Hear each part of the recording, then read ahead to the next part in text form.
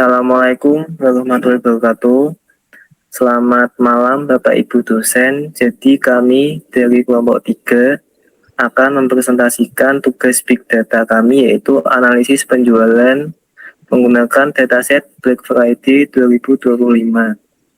Next.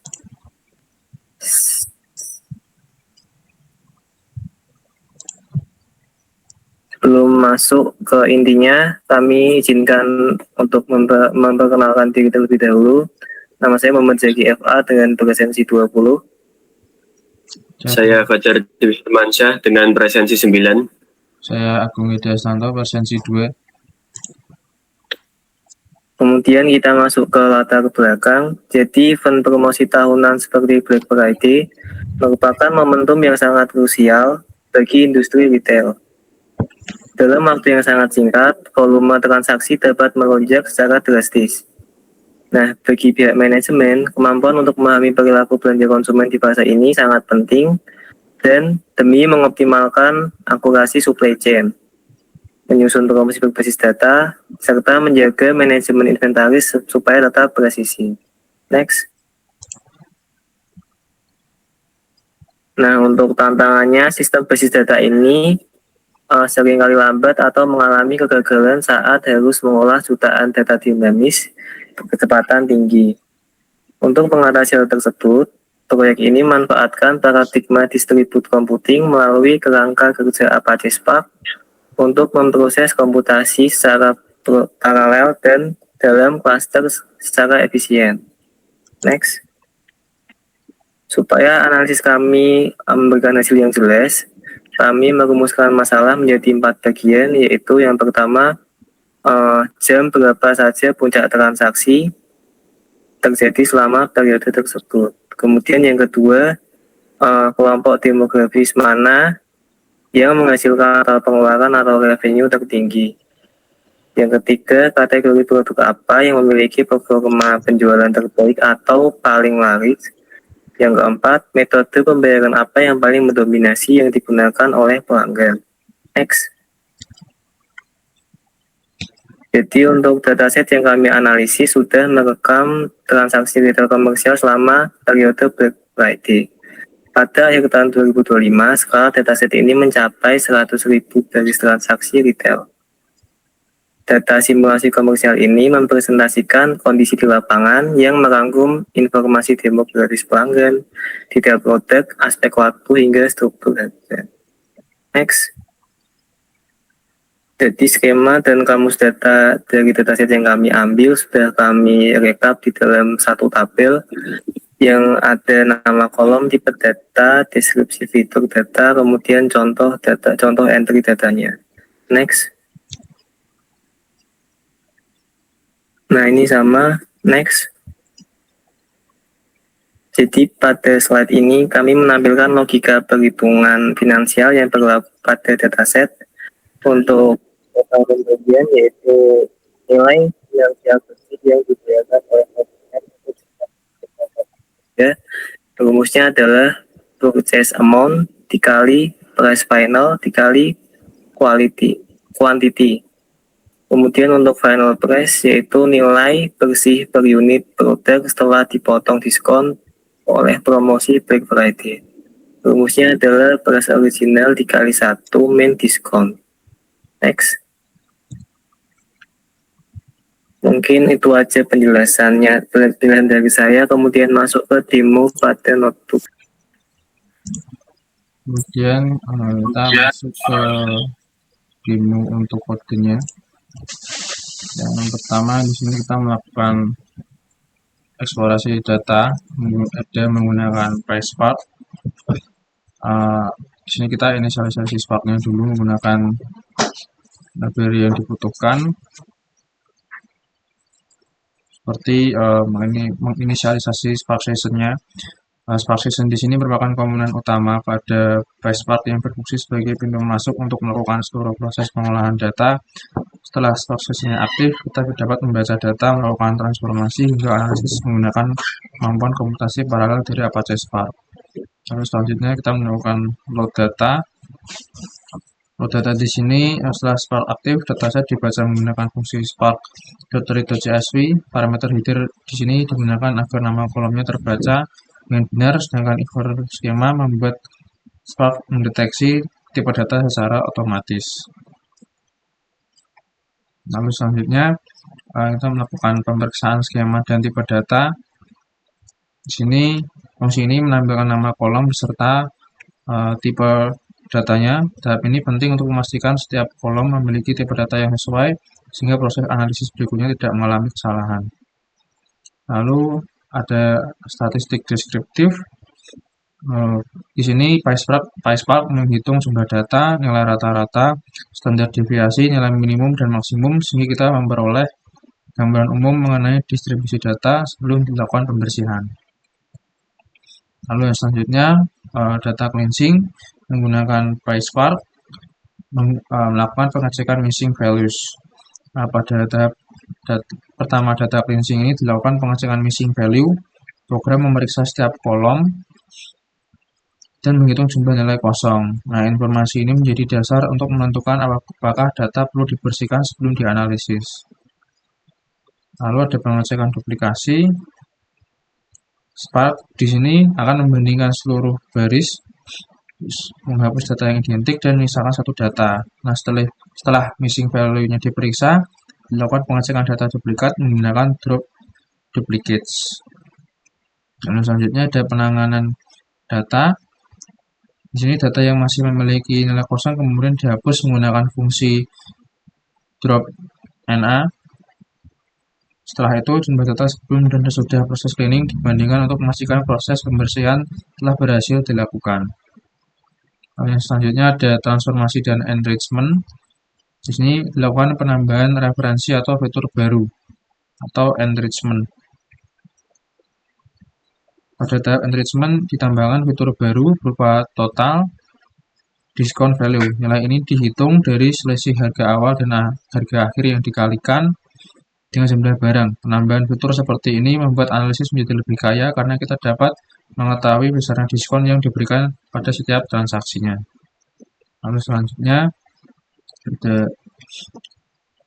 transformasi format data atau encoding normalisasi variabel. Di sini selain menambahkan fitur baru, dilakukan juga transformasi tipe data pada kolom purchase date dari string menjadi date type. Hal ini penting agar data tanggal dapat digunakan untuk analisis berdasarkan waktu, misalnya tren penjualan harian atau bulanan. Selanjutnya akan dijelaskan oleh teman saya. Masuk ke nomor 6 yaitu analisis dan visualisasi data. Pada bagian analisis utama di sini fokus kami adalah menggali insight dari data Black Friday yang kami gunakan, yang sebelumnya sudah melewati fase data cleansing untuk membersihkan data duplikasi dan missing value-nya. Lalu berdasarkan kebutuhan bisnis yang ada, kami memutuskan menggunakan pendekatan deskriptif, pendekatan analisis deskriptif dan perilaku konsumen. Di sini kami menggunakan PySpark sesuai dengan ketentuan pada tugas untuk memproses data dengan skala besar sekaligus menjawab 4 pertanyaan bisnis yang sudah diberikan sebelumnya. Lalu di sini hanya hasil akhirnya saja yang dikonversi ke format pandas menggunakan pandas guna dieksekusi proses rendering grafiknya. Lalu pada bagian awal di sini merupakan import library yaitu pandas yang nantinya digunakan untuk grafik. Lalu next masuk ke nomor 1. Di sini nomor 1 yaitu analisis tren waktu belanja. Untuk pertanyaan bisnisnya sendiri yaitu jam berapa puncak transaksi itu terjadi. Masuk ke grafiknya. Di sini pada grafik terlihat ada 3 puncak utama yaitu pada jam 10, jam 17 atau jam 5, lalu jam 10 malam. Nah, di sini puncak tertinggi pertama ada di jam 10, yaitu sekitar 4.280 total transaksi yang terjadi pada waktu itu. Kemungkinan pelanggan mulai berburu diskon di sela aktivitas mereka. Lalu puncak kedua itu terjadi pada jam 17 atau jam 5 sore. Ini sekitar 4.240-an total transaksi. Kemungkinan saat ini terjadi waktu jam pulang kantor. Lalu untuk yang puncak ketiga yaitu jam 10 malam. Ini kemungkinan terjadi untuk sebelum diskon berakhir. Lalu data ini bisa digunakan untuk tim IT untuk memperkuat kapasitas server pada jam-jam sibuk tersebut agar aplikasi tidak crash. Masuk ke pertanyaan kedua, yaitu analisis kontribusi demografi. Untuk pertanyaan bisnisnya sendiri yaitu kelompok demografi mana yang paling loyal atau menghasilkan revenue tertinggi. Masuk ke grafiknya. Di sini untuk grafik bisa dilihat bahwa secara keseluruhan kontribusi revenue antar kelompok usia relatif berimbang, berkisar di angka 2,25 juta dolar hingga 2,45 juta dolar per kategori. Lalu pada kelompok usia 36 hingga 45 tahun merupakan penghasil total revenue tertinggi, di mana pelanggan pria di usia tersebut menjadi penyumbang terbesar. Namun jika dilihat pada bar setelahnya, yaitu usia 18 hingga 25 tahun dan 26 hingga 35 tahun, kontribusi revenue justru didominasi oleh wanita. Di sini bisa disimpulkan untuk rekomendasi bisnisnya yaitu strategi marketing atau promosi produk maskulin bisa ditargetkan ke usia matang, yaitu 36 hingga 45, sedangkan produk feminin bisa difokuskan ke pasar yang lebih muda. Lalu selanjutnya masuk ke pertanyaan bisnis ketiga. Di sini analisis kategori produk terlaris. Untuk pertanyaan bisnisnya, kategori produk apa yang mendominasi performa penjualan tertinggi? Lalu untuk grafiknya, bisa dilihat bahwa di sini untuk kategori produk, untuk kategori elektronik memiliki nilai tertinggi yaitu 14 juta dolar untuk total revenue-nya. Lalu untuk posisi kedua yaitu ditempati oleh home dan kitchen dengan revenue sekitar 6,5 juta.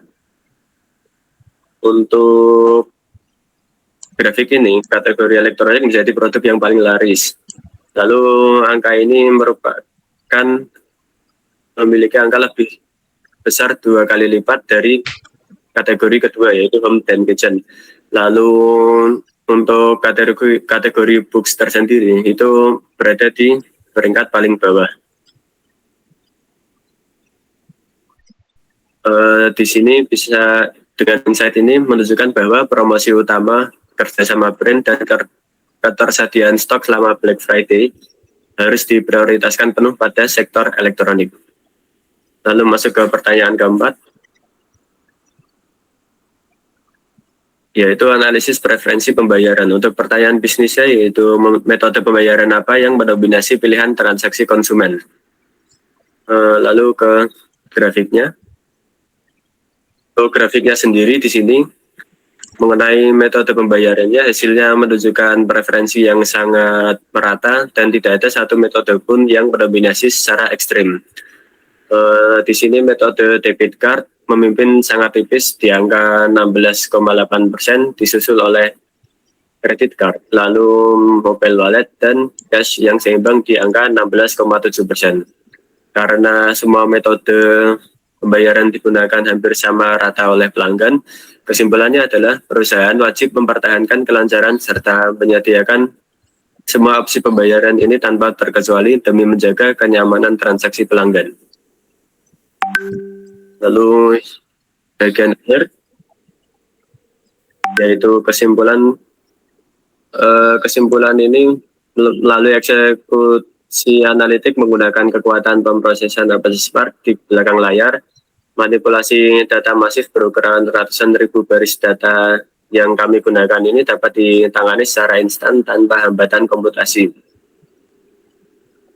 Untuk kesimpulan deskriptif dari dataset yang kami gunakan, yaitu Black Friday tahun 2025 ini menyediakan fondasi analisis bagi manajemen retail dalam beradaptasi dengan tren, optimalisasi stok, dan merumuskan taktik strategi yang presisi. Mungkin itu saja yang bisa kelompok kami sampaikan. Kurang lebihnya mohon maaf. Wassalamualaikum warahmatullahi wabarakatuh.